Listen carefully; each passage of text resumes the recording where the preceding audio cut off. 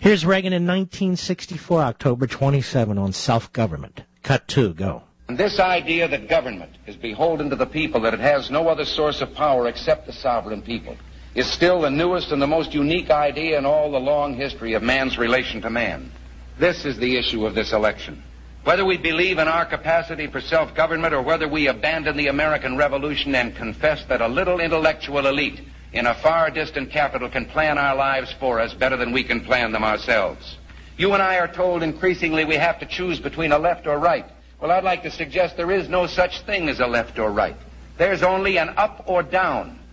Man's old age dream, the ultimate in individual freedom consistent with law and order, or down to the ant-heap of totalitarianism. And regardless of their sincerity, their humanitarian motives, those who would trade our freedom for security have embarked on this downward course. Mm-hmm. One more, because I know you all want to get involved in this. By the way, does this man not inspire you? Do you not well up a little bit when you hear him? Do you not miss him? Those of you who've never heard him before, young folks, you've never heard a president speak like this before, have you? Who understood right and wrong, good and bad, and who was unequivocal about his love of this country. And he put out a warning, excuse me, he put out a warning, and he put this warning out many times, and as a matter of fact, it is the absolute last paragraph in my book, Liberty and Tyranny, because I remember when he said it. Reagan's Ludwig von Mises Memorial Lecture at the great Hillsdale College, November 10, 1977, 1 year after he lost, a little over a year after he lost to Gerald Ford in the Republican primary. These are words to never forget. Cut 4, go. Freedom is something that cannot be passed on in the bloodstream or genetically, and it's never more than one generation away from extinction. Every generation has to learn how to protect and defend it, or it's gone, and gone for a long, long time. Already, many of us, particularly those in business and industry, there are too many who have switched rather than fight. And it's time that particularly some of our corporations learn that when you get in bed with government, you're going to get more than a good night's sleep.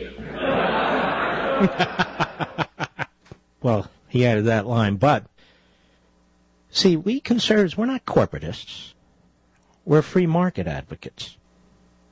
We believe business in whatever form, legal form being a corporation or small businesses or people operating on their own out of their basements or people who work for small, large, medium-sized businesses. We believe in commerce. That was his point. And these corporations that thrown with the government, and we know who they are, these crony capitalists, are really setting the stage for their own destruction. Now, he also warned if you allow your freedom to be taken away from you in whatever form, whatever program, you're not likely to get it back. That's why we fight the way we do, ladies and gentlemen, on government-run health care. Did you know the conservative legal movement began in the mid-1970s? Really, the early to mid-1970s. Some of the same men who got behind Ronald Reagan for governor in 1966 and later for president in 68 and then 76 were some of the same men who backed some of the conservative legal foundations that exist today, including the one that I run, Landmark Legal Foundation. Great men like Joe Coors, Tuttle, so many others.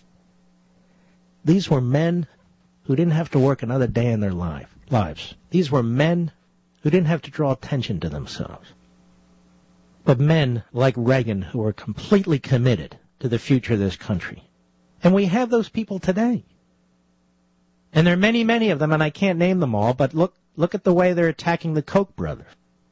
Those vile, disgusting, common cause petitioners and rabble-rousers. We played that audio about how they want to hang certain Supreme Court justices. A lot of good men and women out there who are doing a lot of good things. But I want you to get a sense of this man. And I'm going to spend a lot of time on this during the program. As a matter of fact, we have scheduled at the top of the next hour former Attorney General, former counselor to President Reagan, former legal counsel to Governor Reagan, Edwin Meese, my former boss and my beloved dear friend. I don't know of anybody in public life who was any closer to Ronald Reagan than Ed Meese. But you can see the seriousness of this man, and yet the humility. It's true what they say. Ronald Reagan never removed his tie or his jacket in the Oval Office. Period. He had absolute respect for the office of the president. And you won't find any photos where he did. And Ronald Reagan was more than that. There are stories I can't even tell you, to be honest with you, because I was a witness to it, but it involved other people. And he was an extremely giving human being. Particularly the people who worked for him. Well, I'll tell you this story. Hope it doesn't get me in trouble. When Attorney General Meese, in his final meeting as Attorney General with President Reagan, they were in the Oval Office, and I was there too, as were a few other people.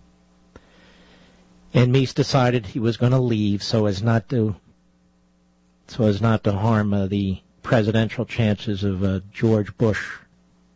Turned out to be President Bush 41. Meese had been viciously attacked. When I was in the Oval Office there, Ronald Reagan looked at Ed Meese and Ursula Meese, and he said, I want you to know something. All those attacks on you, he said, they were intended for me. And I cannot tell you how sorry I am that you and your family have had to go through all these vicious smears and attacks on my behalf. He knew. He knew they were out to get him. He also knew that people were out to get his closest aides. You know, there's a lot of rewriting of history going on. There are endless investigations by independent counsel triggered by Democrat members of Congress. There were endless oversight hearings that had nothing to do with oversight by political hacks in Congress who were trying to criminalize what was going on in the Reagan administration. And I might as well address this issue because liberals are out there grinding their teeth because they're largely ignorant. Iran-Contra. I'll address that after we come back after this. We are in the fourth day of a President of the United States violating a federal court order and his administration violating a federal court order, and nobody gives a damn. We're in the fourth day of a constitutional crisis, and nobody gives a damn. Now, Iran-Contra. Listen to me as you've never listened to me before, because this is what the left throws up. Not a single person was criminally charged with sending weapons to the Iranians. Not one. Not a single person was criminally charged with taking the proceeds from that transaction to fund the freedom fighters in Nicaragua. Not one. Do you want to know why? Because they weren't crimes. You can argue over the policy. You can argue over who was in charge of what. But what you cannot say is that it was a crime. Unlike the intentional obstruction of a federal judge in Pensacola, Florida. But I want to give you an example of how the prosecutor in that case, Lawrence Walsh, behaved. The late, great Cap Weinberger. Walsh waited until a few days before the election between Bush and Clinton to bring his charges. I believe it was the Friday before the Tuesday. To bring his charges. Because he wanted to defeat George Bush. Because he hated Reagan, he hated Bush, and he hated the Reagan administration. And when we come back, I want to tell you the main thing they accused Caspar Weinberger of. So you have those facts, too. We'll be right back. Caspar Weinberger. These subpoenas, by the way, were massive. I know, because while at the Justice Department, I had to deal with the subpoenas coming into our department from the prosecutor. And also, when I left the government, I and Landmark Legal, we represented former Attorney General Meese, who, by the way, was charged with anything, of course. What Weinberger's people did is they took the requests were so overwhelming, to go into the Pentagon or the Justice Department and say, we want all the documents that say this, that, or the other. You got to dig them up and find them. And well, they turned some of the documents over to the Library of Congress, and those documents were put in the secure or confidential section of the Library of Congress.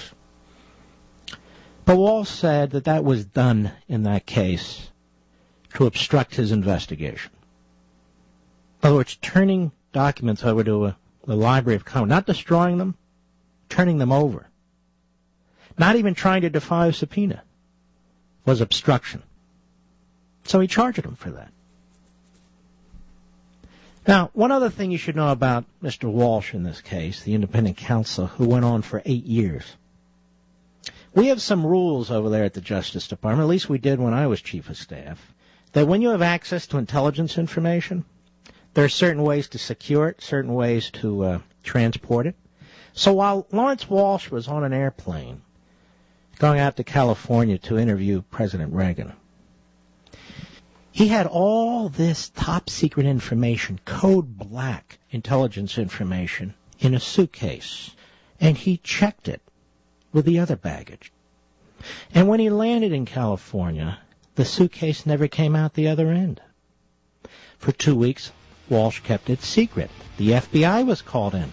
They couldn't find the suitcase either. And guess what, ladies and gentlemen? The suitcase was never found. It's still missing. We'll be right back. It's morning again in America. Today, more men and women will go to work than ever before in our country's history. With interest rates at about half the record highs of 1980, nearly 2,000 families today will buy new homes, more than at any time in the past 4 years. This afternoon, 6,500 young men and women will be married. And with inflation at less than half of what it was just 4 years ago, they can look forward with confidence to the future. It's morning again in America. And under the leadership of President Reagan, our country is prouder and stronger and better. Why would we ever want to return to where we were less than 4 short years ago? In my lifetime, we've faced 2 world wars, a war in Korea, and then Vietnam. And I know this: I want our children never to have to face another.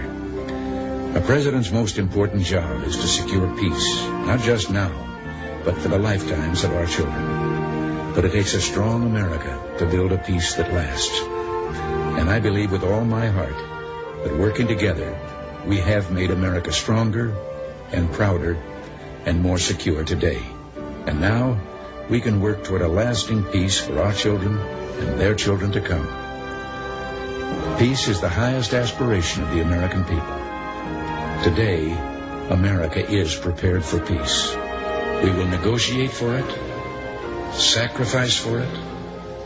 We will not surrender for it, now or ever. This is Mark Levin. That was the great Ronald Reagan.